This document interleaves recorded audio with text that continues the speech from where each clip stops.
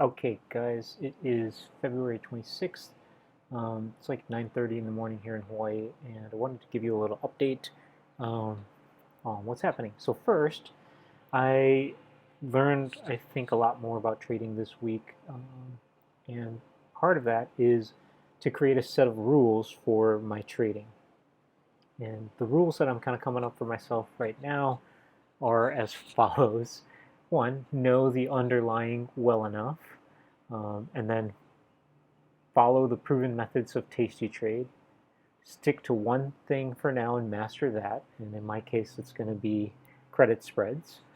And next, look at the charts and make an educated guess on the direction of the underlying.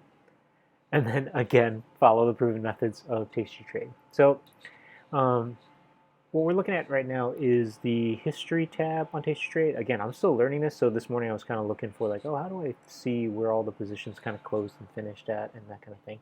So if you're new to TastyTrade as well, it's this little history icon down here.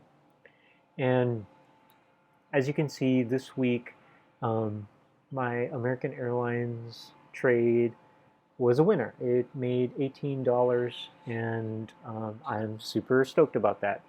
And then I had an SPY trade, also a winner, $10.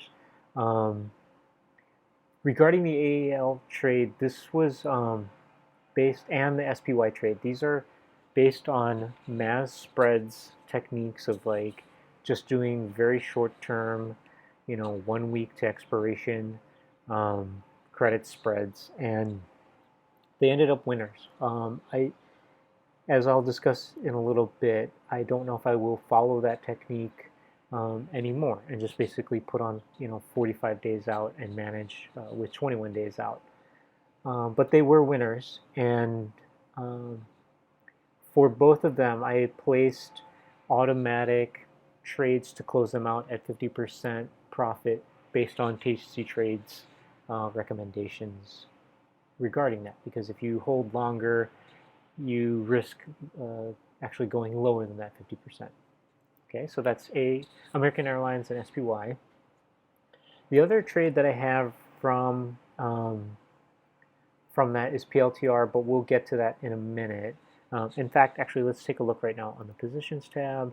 PLTR, as you can see, this was a put credit spread, so I did receive the credit, but it is kind of down right now, and it's going to be expiring in a few hours. So we'll see how this one pans out. The lesson here is I don't know this underlying at all, and I didn't listen to Taste Your Trade, and I only set it with a week out. And then again, I'm just leaving it alone just to see what happens. And hopefully it's not too big of a loss. So $5, I think I'll be okay to learn that lesson. For me, sort of the big lesson of the week was Apple. So let's go back to the history here. On Apple, I did lose, here, these are the mistakes that I made. So I did lose $28 in total, but I can walk through the entire sequence of events in a second here. Mistakes I made. I didn't look at the charts. I set it with only 1 week till expiration. I opened a bull put spread, again, without looking at the charts, and that's like pretty dumb. So now I know, okay? And then the trade went against me within a day. At that point, I looked up a tutorial on TastyTrade and to see kind of like how to defend a credit spread that's gone bad on you. And if I understood the tutorial correctly, then you can make sort of the counter trade. So in my case, I made a bear call spread, and my sort of thought process behind that was, okay, I'm going to take a credit and hopefully reduce the max loss, and that's kind of what happened. So if I think I go to transactions and I can go to Apple, we can see all the different ones. So the original trade went bad on me here, I think. Let's see, is this it? Yeah, so I lost $83 when I put it on and then I closed it.